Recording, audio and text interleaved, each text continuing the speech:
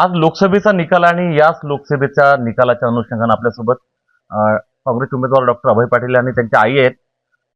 त्यांची आई कमलताई पाटील आपल्यासोबत आहेत. आई, दादांना काय आशीर्वाद दिला आज? विजय झाला पाहिजे. खूप वर्षाचं स्वप्न दादांना मोठ्या याच्यावर पाहण्याचं होतं एक आई म्हणून. आज काय वाटतं आजच्या दिवसात? म्हणजे ती त्याची जी इच्छा होती ती आज पूर्ण होईल अशी आशा आहे मला. आपल्या लेकाला विजयभाऊचा आशीर्वाद त्यांच्या आईने दिला. आपल्यासोबत डॉक्टर अभय पाटील आहेत. दादा, आजच्या निकालाकडे नेमकं कसं पाहता? आजचा निकाल निश्चित मी इथं विजय होईल असं मला आता आज खात्री आहे. जनतेने ही निवडणूक त्यांच्या हातात घेतली होती यावेळेस सगळीकडे, आणि लोकांनी या जिल्ह्यातल्या भरभरून मला मदत केलेली आहे. चांगलं मतदान इथं झालेलं आहे.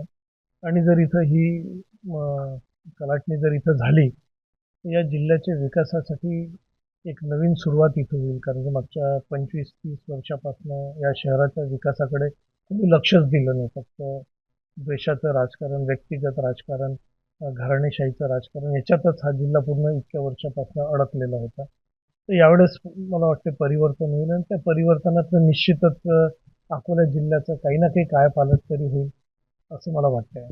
दादा, डॉक्टर म्हणून अनेक क्रिटिकल ऑपरेशन तुम्ही केलेलं आहे. हे लोकसभेचं ऑपरेशन जे आहे ते कसं सक्सेस कराल तुम्ही? नाही, आता हे तर खरं ऑपरेशन लोकांच्या हातामध्ये, जनतेच्या हातामध्ये. जनतेने हे ऑपरेशन करायचं आहे.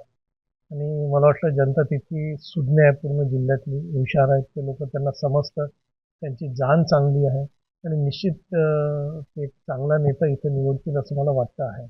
आणि याच्यातनंच यावेळेस विजय होईल, आणि हे ऑपरेशन सुद्धा यशस्वी होईल असं मला वाटतं आहे. फार कॉन्फिडंट दिसता. साधारणतः लीड कितीचं अपेक्षित आहे तुम्हाला?